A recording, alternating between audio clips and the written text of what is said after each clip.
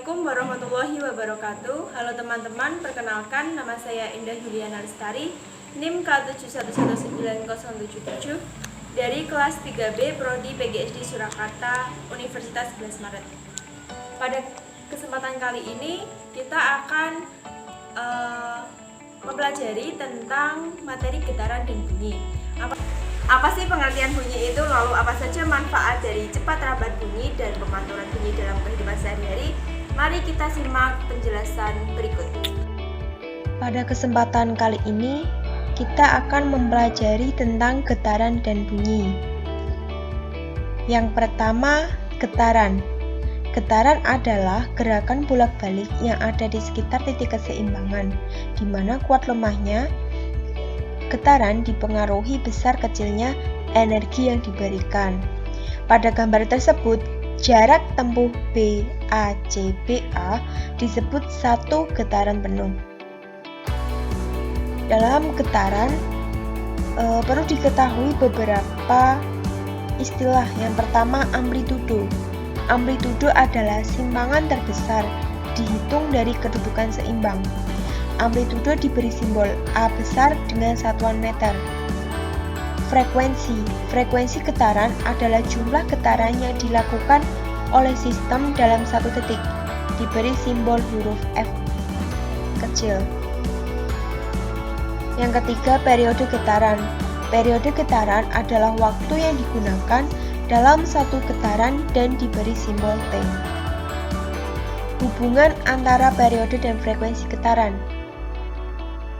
Yang pertama, T sama dengan 1/F atau bisa juga F sama dengan 1/T, di mana T adalah periode yang satuannya detik, sedangkan frekuensi atau yang disimbolkan dengan F kecil satuannya 1/detik atau S⁻⁻1 atau Hertz. Contoh getaran yang ada di kehidupan sehari-hari seperti senar gitar yang dipetik, bandul jam dinding yang sedang bergoyang, ayunan anak-anak yang sedang dimainkan, mistar plastik yang dijepit pada salah satu ujungnya, lalu ujung lain diberi simpangan dengan cara menariknya kemudian dilepaskan tarikannya, dan pegas yang diberi beban. Lanjut pada bunyi. Bunyi atau suara adalah kompresi mekanikal atau gelombang longitudinal yang merambat melalui medium. Medium atau zat perantara ini dapat berupa zat cair, padat, dan gas. Jadi, gelombang bunyi dapat merambat, misalnya di dalam air, batu bara, dan udara. Untuk dikatakan menjadi sebagai sebuah bunyi, perlu syarat yang pertama, ada benda yang bergetar atau yang disebut dengan sumber bunyi, ada medium yang merambatkan bunyi, dan ada penerima yang berada di dalam jangkauan sumber. Sifat-sifat dasar gelombang bunyi. Yang pertama, gelombang bunyi itu memerlukan medium. Karena apa? Karena gelombang bunyi merupakan gelombang mekanik, maka dalam perambatannya bunyi memerlukan medium. Yang kedua, gelombang bunyi mengalami pemantulan. Hukum pemantulan gelombang yang yaitu sudut datang sama dengan sudut pantul juga berlaku pada gelombang bunyi. Yang ketiga, gelombang bunyi mengalami pembiasan. Yang keempat, gelombang bunyi mengalami pelanturan. Dan yang kelima, gelombang bunyi mengalami perpaduan. Cepat rambat gelombang bunyi.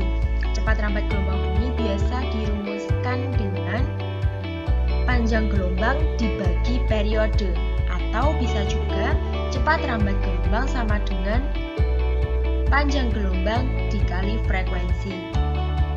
Lanjut, apa saja sih manfaat cepat rambat bunyi dalam kehidupan sehari-hari? Misalnya pada malam hari kita mendengar suara lebih jelas daripada siang hari karena kerapatan udara pada malam hari itu lebih rapat dibandingkan dengan siang hari.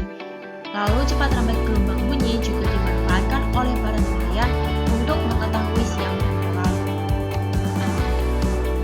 Pemantulan bunyi juga bermanfaat seperti menentukan kedalaman laut, melakukan survei geofisika, mendeteksi retak-retak pada struktur logam, serta pada prinsip pemantulan ultrasonik dapat digunakan untuk mengukur ketebalan pelat logam, pipa, dan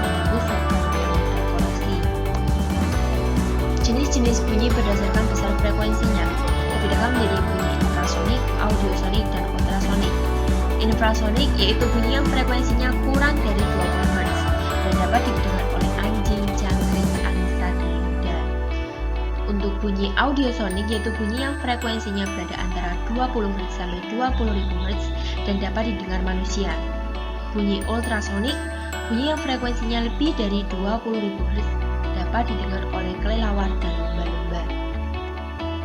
Sedangkan untuk jenis-jenis bunyi berdasarkan sifat frekuensinya, yang pertama ada nada, desah, gaung atau kerdam, serta gema. Nada yaitu bunyi yang frekuensinya beraturan, sedangkan desah berkebalikan dengan definisi nada, yaitu bunyi yang frekuensinya tidak beraturan. Gaung yaitu bunyi pantul yang sebagian datang bersamaan dengan bunyi asli, sehingga mengganggu bunyi asli. Sedangkan gema yaitu bunyi pantul yang datang setelah bunyi asli, sehingga memperkuat